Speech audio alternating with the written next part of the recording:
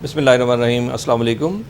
We talk میں آج ہمارے ساتھ موجود ہیں پیپلز پارٹی کے مرکزی رہنما جناب قمر زمان کائرہ صاحب. قمر زمان کائرہ صاحب کی شناخت ایک انٹلیکچوئل کی بھی ہے, آج ہمارے ساتھ موجود ہیں. بہت شکریہ جناب قمر زمان کائرہ صاحب. آپ چونکہ بہت ساری پارٹیوں کی خواہش بھی ہے اور بہت سارے لیڈرز اس خواہش کا اظہار بھی کر چکے ہیں کہ آپ ہماری پارٹی میں ہوتے. عمران خان نے بھی آپ کو آفر کیا کہ آپ ان کی پارٹی میں جوائن کریں, کیوں نہیں جوائن کی؟ اتنی پاپولر پارٹی تھی اس وقت. بڑے دنوں بعد آپ سے ملاقات ہوئی اور آپ تشریف لائے, ویلکم. سیاسی جماعتیں میری عزت کرتی ہیں, میں سچی بات ہے ان کا ساری قیادت کا مشکور ہوں. بہت ساری خامیاں, بہت ساری کہتریاں موجود ہیں مجھ میں بھی, لیکن یہ اللہ کا کرم ہے, مہربانی ہے. میں بھی کوشش کرتا رہتا ہوں کہ باہمی احترام کا ایک رشتہ ہے وہ قائم رہے. جماعتوں میں جانا, جماعتیں تبدیل کرنا لوگ کرتے. جماعتیں تبدیل کرنا کیوں؟ میں تو پیپلز پارٹی میں آیا کہ پیپلز پارٹی کے منشور کو, پیپلز پارٹی کے اس بیسک فاؤنڈیشن ڈاکومنٹ کو, پیپلز پارٹی کی سٹرگل کو میں پسند کرتا ہوں. صرف اس لیے نہیں کہ میرا خاندان پیپلز پارٹی میں تھا, میں پیپلز پارٹی میں نظریاتی طور پہ ہوں, اپنی اسٹوڈنٹ لائف سے تھا.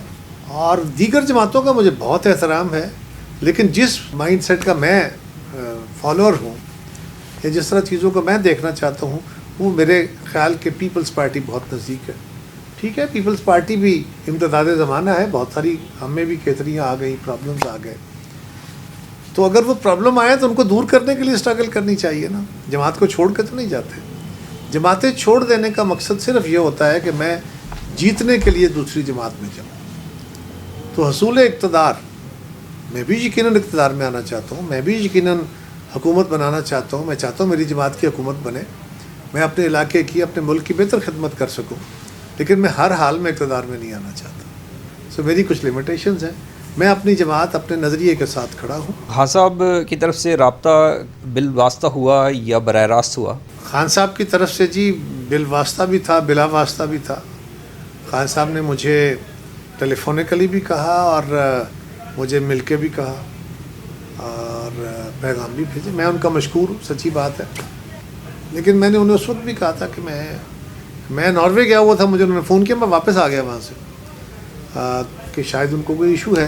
لیکن جب مجھے انہوں نے اپنا مدعا بتایا کہ یہ ہے, تو میں نے کہا خان صاحب یہ تو آپ کو پتہ ہے کہ میں اپنی جماعت نہیں چھوڑتا. میں آپ کو میری جماعت سے اختلاف ہوگا. آپ اور طرح چیزوں کو دیکھتے ہیں, میں اور طرح دیکھنے والوں میں شامل ہوں. سو میں اختلاف رائے کا تو قائل ہوں, دشمنیوں کا تو قائل ہی نہیں ہوں.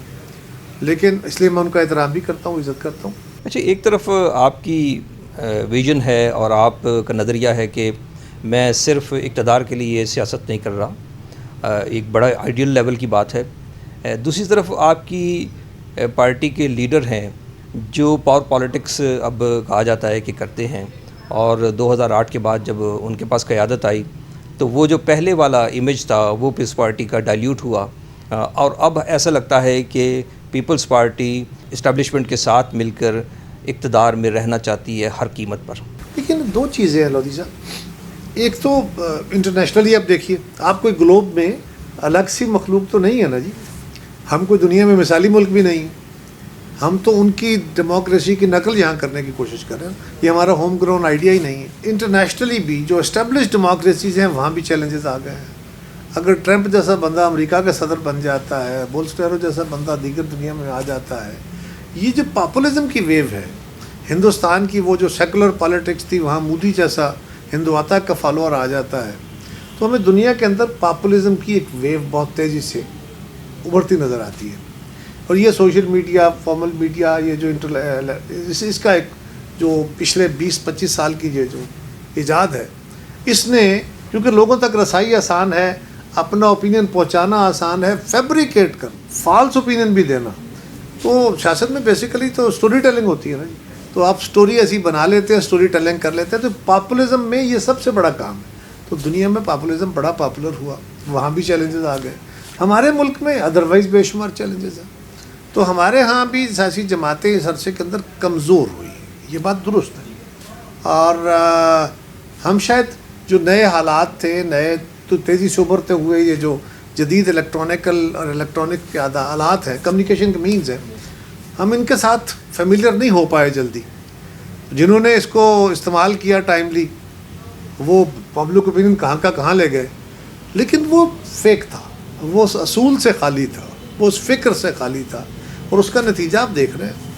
اور یہ بھی ہے، میری جماعتوں میں روز تو لیڈر نہیں پیدا ہو جاتے نا جی، لیڈر تو بنتے بنتے وقت لگتا ہے، اس میں اندر خاصیت ہو، ٹیلنٹ ہو، اینڈ پھر وہ ریفائن ہو، پھر اس کا تجربہ ہو، تو وہ تو گریجولی ہوتا ہے۔ بھٹو صاحب لیڈر بنے، اٹھے، پہنچے، اپنے عروج پہ پہنچے تو قتل ہو گئے۔ بی بی شہید اطلاع کے دور میں چلی، جماعت چلائی، اقتدار لیا، نکلے باہر، پھر آئے، پھر گئے، جب پھر پوری عروج پہ پہنچی، سیاسی جماعتوں کو اکٹھا کر کے چارٹر آف ڈیموکریسی کر کے آگے بڑھانے کا راستہ پیدا کر لیا، وہ قتل ہو۔ تو پیپلز پارٹی کے ساتھ تو بہت ساری ابتلا کے ادوار تھے، اس پہ زرداری صاحب کا پیپلز پارٹی کو سنبھالنا یہ بھی ایک بڑا کام تھا، ورنہ پارٹیاں بکھر جاتی ہیں اس طرح۔ تو اس دور میں صرف پیپلز پارٹی نہیں، اب مسلم لیگ کو دیکھیں ان کا بھی کیا حال ہے، اب پی ٹی آئی کو دیکھیں ان کا کیا حال ہے، اب باقی جماعتوں کو دیکھیں۔ اصل میں جو پاپولزم کی ویو وہ ہمارے ہاں بھی ایک بڑا اس کا فنامنا آیا۔ سو جنرلی ہماری جو نوجوان نسل ہے، جس کو آج کل ماڈرن لینگویج میں جین زی کہتے ہیں، جین زی جو ہے نا، یہ ہمارے بڑے ٹیلنٹڈ بچے ہیں، ہمارا مستقبل ہے، لیکن ان کا یہ بہت جلدی رزلٹ بھی چاہتے ہیں، جو کہ شاید اتنا ممکن نہیں ہوتا، آسانی سے یہ ہو نہیں پائے۔ اگر امریکہ میں ہم دیکھتے ہیں تو جین زی تو سب سے زیادہ وہاں افیکٹ ہونی چاہیے، لیکن وہاں بھی سفید بالوں والے بیٹھے ہیں، ٹرمپ کی عمر کوئی 26 سال نہیں ہے۔ سو ہمیں اپنی جین زی کا بہت احترام اور عزت ہے، پیار ہے ان سے۔ تو اس میں جو بہت تیزی سے تبدیلی کی خواہش آئی، اس سے کچھ سیاسی جماعتیں کمزور ہوئیں، آپس میں تصادم آیا، لڑائیاں ہوئیں۔ پہلے ہم اور مسلم لیگ لڑتے رہے، پھر ہم اکٹھے ہوئے تو پی ٹی آئی ہمارے ساتھ لڑ پڑی۔ تو یہ تصادم جو ہے، اس کے نتیجے میں سیاسی عمل اور سیاسی جماعتیں کمزور ہوئیں۔ یہ بھی ایک فکر کی بات ہے مودی صاحب، کہ دنیا بھر میں، یہ میرا اپنے بچوں کو بھی یہ پیغام ہے کہ ایک تو ہے نفرت اپنے سماج سے، اس کے غلط رویوں سے، اپنی سیاست کے غلط رویوں سے، اپنے ایڈمنسٹریشن کے غلط رویوں سے، لیکن یہ بھی دیکھنے کی ضرورت ہے کہ بہت جلدی تبدیلی کے نعرے لگا کے، وہ ہم عرب سپرنگ میں دیکھیں، وہ ہم پاپولزم کی ویو میں دیکھیں، وہ ہم بنگلہ دیش میں دیکھیں، وہ ہم ہندوستان میں دیکھیں، ہم جہاں بھی دیکھیں، دیکھنا یہ ہے کہ اس کا اینڈ رزلٹ کیا آیا۔ تحریکیں چلیں، ابھار آئے، ان ابھاروں کے نتیجے میں کیا وہ سوسائٹیاں بینیفیشریز ہوئیں، گین کیا یا لوز کیا؟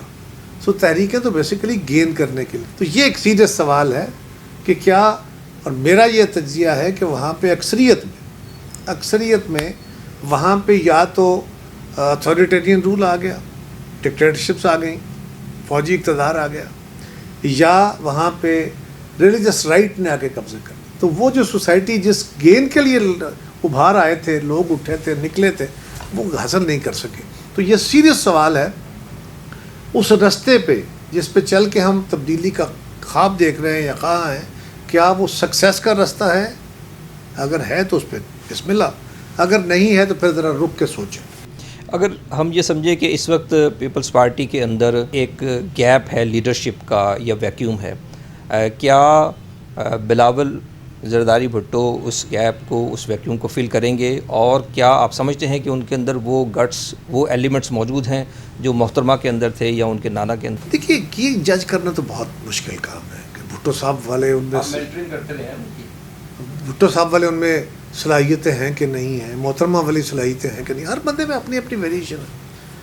ایک ہے بریلینس جنرلی، تو وہ میں تو کیونکہ ان کو اپنا لیڈر مانتا ہوں، لہذا میں تو ان کی تعریف کروں گا ہی، یہ تو لازمی بات ہے۔ اگر میں ان کو بہتر نہ مانتا ہوں تو پھر ان کی تعریف نہ کرتا ہوں، میں ان کو فالو ہی نہ کروں۔ لیکن میری تو گزارش ہے کہ آپ یہ دیکھیے وہ کس عمر میں سیاست میں آئے۔ سیاست میں آ کے انہوں نے سیاست سے پہلے، یعنی عملی سیاست سے پہلے، پارلیمانی سیاست سے پہلے یہ کہہ لیجیے، انہوں نے پارٹی کی قیادت شروع کی۔ تو انہوں نے جتنے ان کے آج تک کے انٹرویوز اور تقاریر ہیں، اس پہ کسی جگہ آپ کو بہت زیادہ جذباتیت نظر نہیں آئے گی۔ اگر بہت ابتدا میں جب وہ بالکل لڑک پن میں تھے، اس وقت اگر جذباتیت بھی تھی تو آپ نے دیکھا ہوگا کہ اب بہت زیادہ ان میں ٹھہراؤ آ گیا۔ دوسرا، وہ پارلیمان میں آئے 2018 میں پہلی دفعہ، تو پارلیمان کے اندر ان کی جو انٹری تھی، پہلے دن انہوں نے جو سپیچ کی اور اس کے بعد ان کی جو پرفارمنس تھی، وہ ساری قوم کے سامنے ہے، اس کو آپ جج کیجئے۔ وہ ان کو بطور وزیر خارجہ 16-17 مہینے کا کام کرنے کا موقع ملا، وہ بھی پاکستان کی تاریخ میں ایک ریکارڈ ہے. اس وقت بڑے چیلنجز تھے اور اس میں انہوں نے کام کر کے سب لوگ, ان کے مخالفین نے بھی ان کی تعریف کی کہ دنیا بھر کے فورمز پہ جا کے پاکستان کو فلڈ آیا تو اس میں, اور دہشت گردی کی اس جنگ میں, وہ اب وہاں پہ بھی انہوں نے پاکستان کا بھرپور طریقے سے دفاع کیا. پھر ہندوستان کے ساتھ جب مارکا ہوا تو اس میں وزیر اعظم صاحب نے جو کمیٹی بنائی دنیا میں جا کے, تو یہ مختلف مواقع ہیں نا. اسی طرح پارلیمان کے اندر لیجسلیشن ہے, باقی ایشوز ہیں, بہت سارے ہم پہ الزام لگتے ہیں, بہت ساری لوگ باتیں کرتے ہیں, ان کا حق ہے کریں. 26ویں ترمیم, پیپلز پارٹی اکیلے 26ویں ترمیم روکنے والی تو نہیں, ہم تو آگے بڑھنے والے لوگ ہیں. لیکن 26ویں ترمیم کے وقت بھی جب ہمیں جو 26ویں ترمیم کا ڈرافٹ تھا وہ تو کوئی 40 پوائنٹس کا تھا یا 36 پوائنٹس کا تھا, اس کو ریفائن کرنے کے لیے اور اس پہ کنسنسس بلڈ کرنے کے لیے وہ کام جو زرداری صاحب نے 18ویں ترمیم میں کرایا کہ ساری جماعتیں اس پہ متفق ہو جائیں, اس پہ مولانا فضل الرحمان صاحب کے پاس وہ ڈرافٹ لے کے, اس پہ ہمارے اتحادی اور باقی لوگ کو راضی تو نہیں تھے, خوش تو نہیں تھے. لیکن یہ بلاول صاحب کی سوچ تھی, وہ ان کے پاس گئے, مولانا وہ ڈرافٹ لے کے پی ٹی آئی کے پاس گئے. اب ایک انڈائریکٹلی مشاورت شروع ہو گئی اور اس پہ ایک ایک پوائنٹ پہ ڈسکشنز ہوئی, اور الٹیمیٹلی وہ ڈرافٹ جو اپروو ہوا وہ 4 یا 5 یا 6 پوائنٹس تھے, وہ اس پہ مولانا فضل الرحمان صاحب نے ووٹ کیا اور پی ٹی آئی نے بھی اس کو کانسنٹ دی تھی. لیکن یہ کہا کہ ہم آپ سے متفق ہیں مولانا کے ساتھ. یہ تقریر ان کا پریس کانفرنس موجود ہے, انہوں نے کہا آپ نے بہت کام کیا ہے, ہم آپ سے متفق ہیں, لیکن ہم ووٹ نہیں کر سکتے. وہ ایک اور وجہ تھی, لیکن یہ بلاول صاحب کا فہم تھا. سو اس نوجوان کے اندر آپ جب بھی دیکھیں گے تو وہ بہت جذباتیت میں, بہت نفرت میں اس طرح آگے بڑھنے والے نوجوان نہیں, تو اس میں بڑی صلاحیتیں ہیں.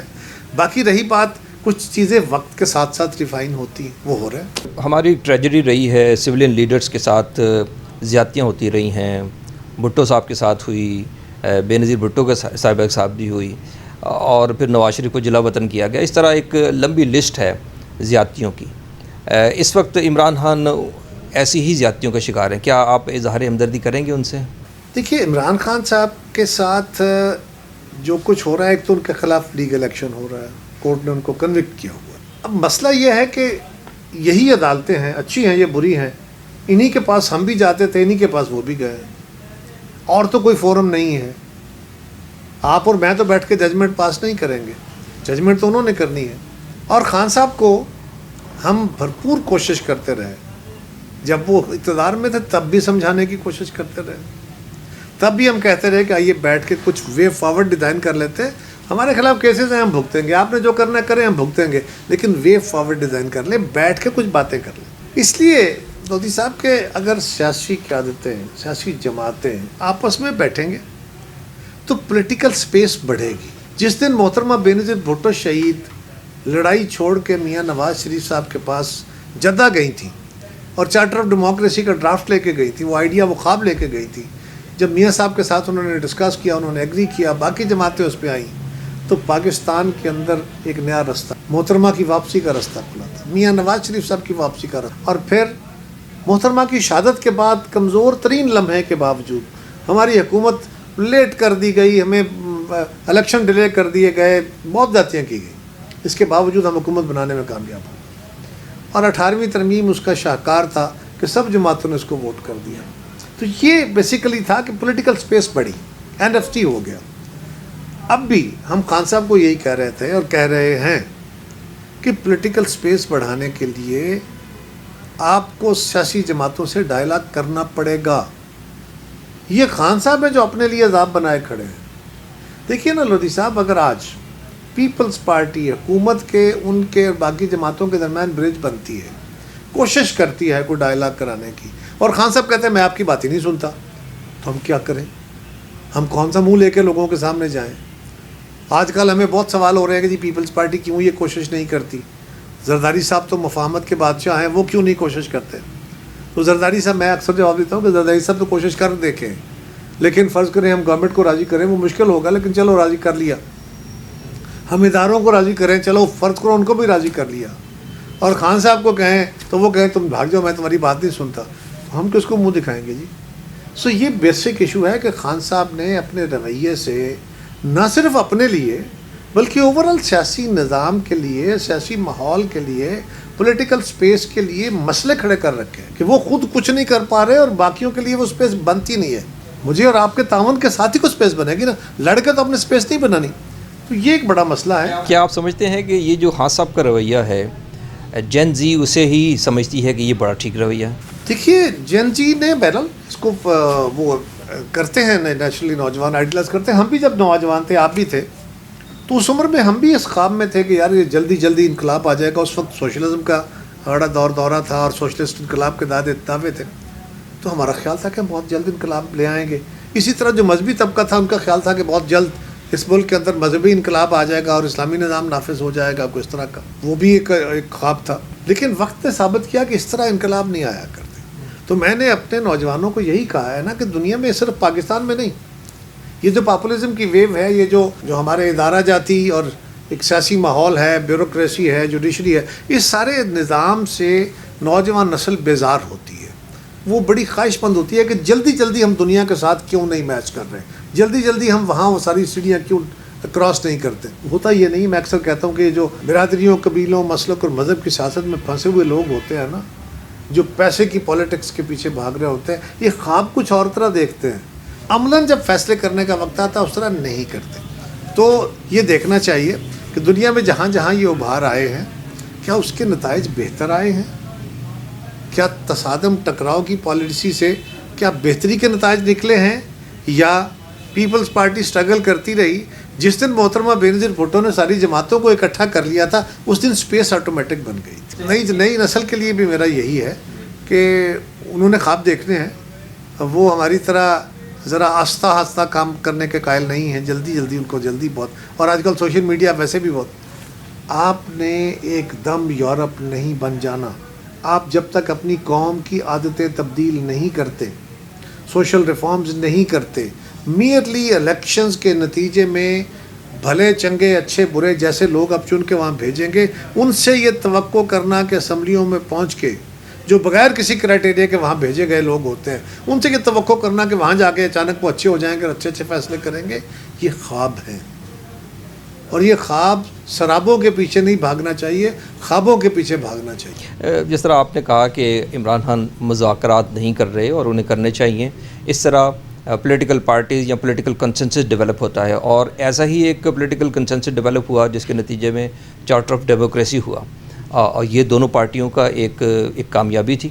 لیکن کیا یہ حالات کی اور تاریخ کی ستم ظریفی ہے کہ چارٹر آف ڈیموکریسی سائن کرنے والی پارٹیز آج خود ہائیبرڈ سسٹم کا حصہ ہیں؟ کیا اس مذاکرات کے نتیجے میں کوئی ایسا سسٹم ڈیولپ نہیں ہو سکتا تھا جس میں سویلین بالادستی قائم رہتی؟ سویلین بالادستی قائم کرنے کا یہ خواب جو ہے، یہ کون پورا کرے گا؟ یہ سویلینز کریں گے. یہ اکٹھے ہوں گے تو پورا ہوگا نا. اگر ایک جماعت یہ کہے کہ میں آپ کے ساتھ بات ہی کرنے کو تیار نہیں ہوں، تو کیا کریں گی بات؟ سویلین بالادستی کی رکاوٹ اب عمران خان ہے. میں آپ کو یہ گزارش کر رہا ہوں، خان صاحب کے ساتھ ایک اپنا تصادم ہے. آپ ہماری جماعتوں کو دیکھیے، خان صاحب جو کچھ ہمارے ساتھ کر رہے تھے وہ جاری رکھیں، اور آئندہ جو کرنے جا رہے تھے، جو چیزیں ابھی ہوئی نہیں جس کو ہم نے پریمپٹ کیا، اگر وہ کر جاتے تو پاکستان اور مشکل ترین حالات میں چلا جاتا. لیکن خان صاحب اگر یہ کام نہیں کریں گے یا سیاسی جماعتوں کے ساتھ نہیں بیٹھیں گے تو ہمارے پاس کیا صورتحال ہے، کیا سپیس ہے؟ ہم تو بار بار گالیاں، روز گالیاں کھاتے ہیں ان سے، پھر بھی انہیں یہی کہتے ہیں کہ ہمارا تجربہ یہ ہے. سیاسی جماعتیں اکٹھی بیٹھیں گی. اکٹھی بیٹھنے سے مراد یہ نہیں ہوتا کہ آپ آپس میں اپنے نظریوں کا اختلاف ختم کر دیں، یہ ہو ہی نہیں سکتا. ہر جماعت کی اپنی خواہش ہے کہ انہوں نے لوگوں کے پاس جانا ہے، اپنا منشور دینا ہے، اس کے مطابق وہ الیکشن میں جانا چاہتے ہیں، جائیں، بسم اللہ. لیکن کچھ بیسک فنڈامنٹلز طے کر لیں، جس طرح COD میں طے کیے تھے. آج بیرسٹر گوہر صاحب کچھ فرق آیا ہے.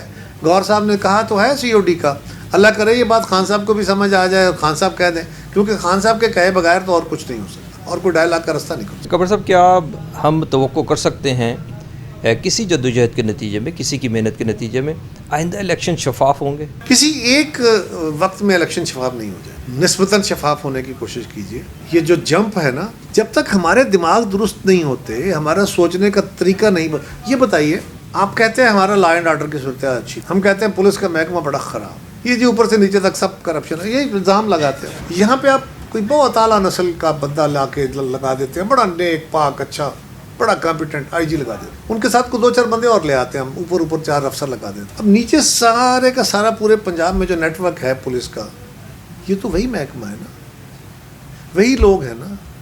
اسی طرح ریلوے والے ہیں، اسی طرح اریگیشن والے ہیں، اسی طرح ہائی وے والے ہیں. اب وہ اوپر والے بیٹھے جن لوگوں سے انہوں نے کام لینا ہے، وہ سارے کا سارا سٹرکچر وہی ہے. وہاں کرپشن بھی ہے، ان کو عادتیں بھی ہیں، ان کو تنخواہ میں کام کرنے کی عادت نہیں ہے. تو پھر آپ اچانک کیسے تبدیل کر لیں گے؟ آپ نے گریجولی آہستہ آہستہ آہستہ آہستہ آہستہ ریگولر اس طرف سفر جاری رہنا چاہیے. ہمارا مسئلہ یہ ہے کہ ہمارا وہ سفر رکا ہوا، ہم ادھر گریجولی جانے کی کوشش نہیں کر رہے. ہمارا ہوتا یہ ہے کہ ایک جماعت آتی ہے، وہ اپنی کہانی سناتی ہے، لوگ اس کے پیچھے بھاگ پڑتے ہیں. کچھ عرصے کے بعد پتہ چلتا ہے اس کی کہانی میں جان نہیں تھی، دوسری جماعت آ جاتی ہے، وہ اپنی کہانی آ کے ڈال دیتی ہے. کوئی تیسرا گروپ اٹھتا ہے، وہ اپنی کہانی، وہ کہتا ہے یہ سارے خراب ہیں، میں آ گیا ہوں، میں اچھا آدمی ہوں. تو لوگ بھی کنفیوز ہو گئے. یہ جو سٹوری ٹیلنگ ہے نا، نیریشن، یہ اس سے لوگ کنفیوز ہیں.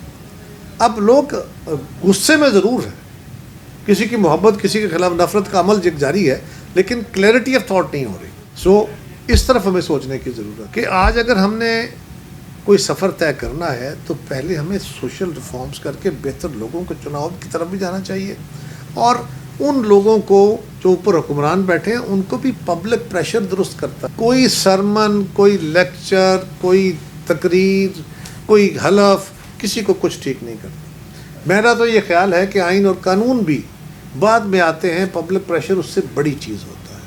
یہ جو مذہب کے اندر اللہ کا ڈر ہے نا، یہ بھی بڑے کم لوگوں میں، شاید ہی کسی لوگ میں ہوگا، مجھے تو نظر نہیں آتا، لیکن ہوگا. لیکن اللہ کی مخلوق کا ڈر بہرحال ہے. سو اللہ کی مخلوق کا ڈر یہ پبلک اوپینین ہے. اسی طرح کا ڈر ہمیں جو یورپ میں نظر آتا ہے، جو ترقی یافتہ سماجوں میں نظر آتا ہے، جہاں پہ ڈیموکریسیز ہیں وہاں پہ نظر آتا ہے. یہ ڈر ڈکٹیٹرشپ کو نہیں ہوتا، اسے یہ خوف نہیں ہوتا، بادشاہ کو یہ خوف نہیں ہوتا پبلک اوپینین. اب تو کچھ نہ کچھ ہوتا ہے، لیکن پہلے بالکل ہی نہیں ہوتا تھا. لیکن ڈیموکریسی میں یہ بہت بڑا کام کرتا ہے، یہ ڈٹرمننگ فیکٹر ہوتا ہے. ہم اس پہ کام نہیں کر رہے، اس پہ کرنے کی ضرورت ہے. پولیٹیکل پارٹیز کے اندر ہم نے دیکھا کہ جس طرح آپ نے گورننس کا کہا کہ سسٹم تو وہیں رہتا ہے اور بیوروکریسی اور بیوروکریٹس تو وہی رہتے ہیں. آپ نے سوشل ریفارمز کی بات کی. پولیٹیکل پارٹیز کے اندر ہم دیکھتے ہیں کہ کوئی اس طرح کی پالیسی میکنگ یا تھنک ٹینک یا سوچ بچار کی کوئی باڈیز یا سٹرکچر کے اندر کوئی ایسے لوگ موجود نہیں ہیں جو مسلسل پالیسیز پہ کام کر رہے ہوں یا اپنی الٹرنیٹ پالیسیز بنا رہے ہوں. جب گورنمنٹ میں آتے ہیں تو پھر ریلائی کرتے ہیں، پھر انہی بیوروکریٹس کے اوپر ریلائی کرتے ہیں. آپ سمجھتے ہیں کہ پیپلز پارٹی کے اندر موجود ہے یا نون لیگ کے اندر ایسے چیزیں موجود ہیں، ایسے لوگ موجود ہیں جو مسلسل تھنکنگ کا، پالیسی میکنگ کا کام کر رہے ہوتے ہیں؟ دیکھیے نا، ہماری جو پولیٹیکل پارٹیز ہیں نا، یہ ان آرگنائزڈ، اور دنیا بھر کی پولیٹیکل پارٹیز میجورٹی میں ان آرگنائزڈ ہوتی ہیں. لیکن ہمارے یہاں سٹرکچرز موجود ہیں، پارٹیوں کے اندر تھنک ٹینکس ہوتے ہیں. ہمارے ہاں موجود ہے، بہت سارے فورمز ہیں، بہت ساری کمیٹیز ہیں. ہماری فورن لیزان کمیٹی ہے، ہمارے ہاں منشور کی کمیٹی ہے، ہمارے ہاں باقی وقتاً فوقتاً مختلف چیزوں کے اوپر کمیٹیاں بنتی رہتی ہیں جو کام کرتی ہیں. 18ویں ترمیم ہوئی، حکومت بنتی ہے 2008 میں، 2009-10 پہ اس پہ کام کر کے ہم 18ویں ترمیم کرتے ہیں. 103 آرٹیکل امینڈ ہوتے ہیں. تو کچھ لوگوں نے پہلے کچھ کام کر کے رکھا ہوا تھا، جب ہم حکومت میں آئے تو ہم نے وہ ڈیبیٹ کھول دی. اس پہ 8-9 مہینے ڈیبیٹ ہوئی تھی. تو اس کا بیسک ڈرافٹ تو کچھ لوگوں کے دماغ میں تھا، کچھ کاغذوں پہ تھا. تو یہ پیپلز پارٹی کے پاس ایک تحریری صورت میں تھا نا. چارٹر آف ڈیموکریسی اچانک تو محترمہ کے خیال میں نہیں آ گیا نا، اس کے اوپر ڈسکشنز ہوتی رہی. تو یہ تھنک ٹینکس ہوتے ہیں. ہماری central executive committee informal form میں ہوتے ہیں، اور وہ اپنے ڈاکومنٹس شائع نہیں کرتے. کبھی کبھی کرتے بھی ہیں، لیکن وہ شائع نہیں کرتے، اور ہمارے آپس میں ڈیبیٹس ہوتی رہتی ہیں. پھر یہ جو سینٹرل ایگزیکٹو کمیٹیز ہیں، سینٹرل ایگزیکٹو کمیٹی ہمارا بڑا اعلیٰ فورم ہے. پھر ایک ہماری کور کمیٹی ہوتی ہے. تو مختلف اوقات میں جو کرنٹ ایڈمنسٹریٹو یا پولیٹیکل ایشوز ہوتے ہیں وہ بھی سالو ہوتے ہیں، وہ بھی ڈسکس ہوتے ہیں، اور جو لیجسلیشن یا ادروائز لانگ ٹرم پالیسیز کے ایشوز ہوتے ہیں وہ بھی ڈسکس. کیا آپ سمجھتے ہیں کہ گورننس کے اندر کرپشن بہت بڑا ایشو ہے؟ کیا پولیٹیکل پارٹیز کو اسے سر فہرست ایجنڈے میں رکھنا چاہیے؟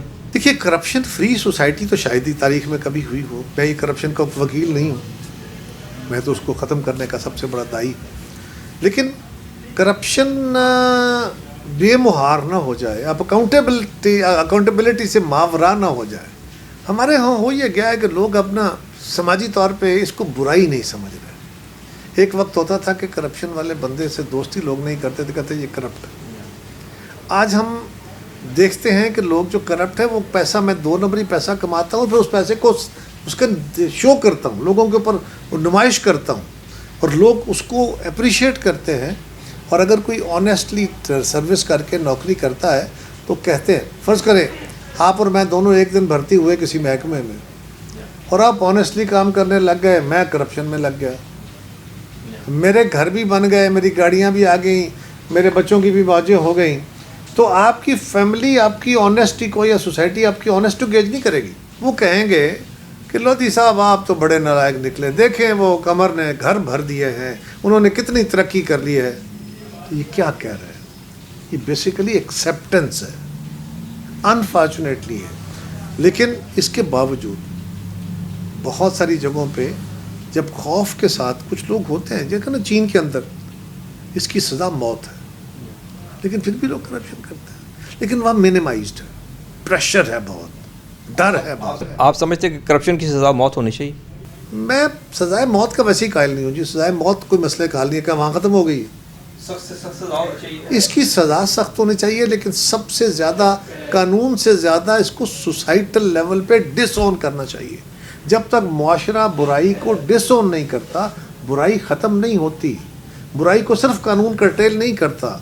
لودھی صاحب، آئین اور قانون کافی نہیں ہے. ہمارے پاس آئین موجود ہے، قانون موجود ہے. کون سا قانون ہے جو ہمارے ہاں نہیں ہے؟ لیکن اس قانون کی موجودگی میں بھی میئرلی قانون اور ادارے ہونے سے عمل درآمد نہیں ہو جاتا. اور اس کے لیے جو پیچھے فیکٹر ہے وہ عوامی دباؤ ہے، وہ پریشر ہے. اور ڈیموکریسی میں پبلک پریشر قانون اور آئین سے بڑا ہتھیار ہے. کیا آپ سمجھتے ہیں کہ اس وقت ملک ایک ڈائلیما کا شکار ہے جس میں سویلین قیادت جو ہے بہت کمزور ہے اور ڈیسیجنز کہیں اور ہو رہے ہیں، غیر منتخب اور غیر جمہوری لوگ جو ہے نا سارے ڈیسیجنز کر رہے ہیں؟ اس سے نکلنے کا کوئی راستہ ہمارے پاس موجود ہے؟ لودھی صاحب، گزارش ہے کہ اس وقت ملک کے اندر ایک جو نظام چل رہا ہے، یہ بات درست ہے کہ یہ پیورلی سیاسی نظام نہیں ہے. اس میں ایک مکس سا نظام بنایا گیا ہے. کیوں؟ تاکہ کوئک ڈیسیژن میکنگ ہو جائے. اور اس کا پیچھے ایک پورا بیک گراؤنڈ ہے. اب اس کا وقت نہیں ہے کہ میں پوری بیک گراؤنڈ آپ کو دے کے آؤں، لیکن یہ پاکستان کی کریشن سے لے کے آج تک کی تاریخ میں جو آؤٹ کم ہے وہ یہ ہے. کبھی ہمارے ملک کے اندر پیورلی مارشل لا لگتے رہے، کبھی مکس قسم کا نظام چلانے کی کوشش کی گئی، کبھی ڈیموکریسی آگے بڑھنے کی کوشش کی گئی، لیکن یہ کھینچا تانی کا عمل جاری رکھا. اس کو ختم کرنے کے لیے موجودہ حالات میں ایک نیا تجربہ کیا گیا ہے، لیکن یہ تجربے پرماننٹ نہیں ہوتے. اس سے کوئی ایگزٹ ہونی چاہیے، اس کی ایگزٹ اسٹریٹجی رہنی چاہیے ذہنوں میں. لیکن اس وقت ایک حالات کے تحت جو نظام چل پڑا ہے اس میں اگر ہمارا یہ خیال ہے کہ سویلین سپریمیسی ہو تو پہلے سویلین اپنے آپ کو استعمال تو کریں. سپریمیسی تبھی ہوگی نا جب سویلین بیٹھے گا، کوئی رستہ پیدا کریں گے. جب میں آپ کا گریبان پکڑے بیٹھا ہوں گا، آپ میرا گریبان پکڑے بیٹھے ہوں گے، تو پھر کیسے سویلین سپریمیسی ہو چکی؟ پاکستان کے 2 بڑے سوال ہیں، سول ملٹری ریلیشنز اور ریاست کی حیثیت، کہ ہم نے یہ مذہبی ریاست کے طور پہ ملک چلانا ہے یا ہم نے اس کو نیشنل اسٹیٹ کے طور پہ اس کے ساتھ ٹریٹ کرنا ہے. تو یہ اب جب تک ریزالو نہیں کریں گے، اور یہ ریزالو ہوں گے سول ملٹری ریلیشن. اگر آپ نے سویلین قوت کی بات کرنی ہے، آئین کی بات کرنی ہے، تو آپ نے اپنے اداروں کو، پولیٹیکل لوگوں نے اور عوام نے اپنے سیاسی اداروں کو اپنے اوپینین سے، اپنے رویوں سے، اور سیاسی جماعتوں نے اپنے اقدامات سے اپنے پارلیمان کو، اپنی اسمبلیوں کو، اپنے اداروں کو اوپر کھڑا کرنا، ان کو اٹھانا ہے، ان کی پرفارمنس بہتر کرنی ہے، عوام کو بہتر ڈلیوری دینی ہے. جو ہم ان کو اداروں کو اوپر اٹھاتے جائیں گے، جو باقی ادارے ان کے نیچے آتے ہیں، وہ آئین کے دائرے میں آتے ہیں. ادروائز اگر ہم ویکیوم چھوڑیں گے تو ویکیوم فیل ہوگا. آخری 2 سوال یہ بتائیے کہ اگر ڈسٹرکٹ گجرات کو ہم سامنے رکھیں، کہ آپ سمجھتے ہیں کہ آپ گورنمنٹ میں ہیں یا اپوزیشن میں ہیں؟ تو جی، گورنمنٹ بنانے میں، فیڈرل گورنمنٹ بنانے میں ہم نے مسلم لیگ کو سپورٹ کیا ہے. ہم ان کے ہر اچھے کام کو سپورٹ کرتے ہیں. کا اقدام اچھا نہیں ہوتا یا ہماری نظر میں وہ درست نہیں ہوتا، اس کے اوپر اپنا اعتراض فائل کرتے ہیں، یا ہم ان کو قائل کرتے ہیں یا وہ ہمیں قائل کرتے ہیں، یا اس میں ایڈجسٹمنٹ کر کے وہ ہمارے خیال کے ساتھ متفق ہوتے ہیں تو ہم ان کے ساتھ ایگری ہو جاتے ہیں. باقی ہمارا رول گورنمنٹ کا نہیں. چونکہ الیکٹوریٹس کو چھوٹے چھوٹے پرابلمس ہوتے ہیں، کیا آپ جو لوکل ایڈمنسٹریشن ہے، پولیس ہے، یہ آپ کے سارے ڈائریکشنز کو کرتی ہے؟ جن کے جو جائز کام ہوتے ہیں وہ کام ہو رہے ہیں؟ ہمارا تو جی کبھی ڈائریکشن والا ماحول رہا ہی نہیں. ہم تو ویسے بھی لوگوں کی عزت کرنے والے ہیں, عزت کر کے بات کرتے ہیں. اور جو ہمارے ہاں پاور پالیٹکس ہوتی ہے یہ تو اقتدار کے ساتھ ہوتی ہے. ہمارا تو پنجاب میں کبھی اقتدار طویل عرصے سے کبھی آیا ہی نہیں, تو ہمارا تو ڈکٹیشن والا ماحول ہے ہی نہیں, اور وہ ہونا چاہیے بھی نہیں. جنرلی اب بیوروکریسی کے رویے جو ہے کمپیریٹیولی بہتر ہیں. ہم ان سے بات کرتے ہیں, یقیناً جو اقتدار میں بیٹھے لوگ ہوتے ہیں ان کو وہ پسند نہیں ہوتا, تو ان کی خواہش تو نہیں ہوتی کہ کسی دوسری جماعت کے لوگوں کو اکاموڈیٹ کیا جائے, لیکن بیوروکریسی سے کوئی جائز کام ہم کہتے ہیں تو وہ کر بھی دیتے ہیں. کسی وقت وہ بھی اپنی نوکریوں کی وجہ سے مجبور ہو جاتے ہیں. تو آپ کے حلقے کے اندر آپ کی ریکمنڈیشن پہ کوئی ڈیولپمنٹ کے کام ہوئے ہیں؟ جی, میں جب پچھلی گورنمنٹ میں جو 16 مہینے کی تھی اس میں میں نے پرائم منسٹر صاحب کو کچھ گزارشات کی جو بہت he was very kind with me, بہت ان کی مہربانی ہے. میں نے جو منصوبے انہیں کہے انہوں نے اپروو کر دیے. وہ کام ابھی تک جاری ہے, اس پہ ابھی بھی کچھ چیزوں پہ کام ہو رہا ہے, تو کافی کام ہوئے.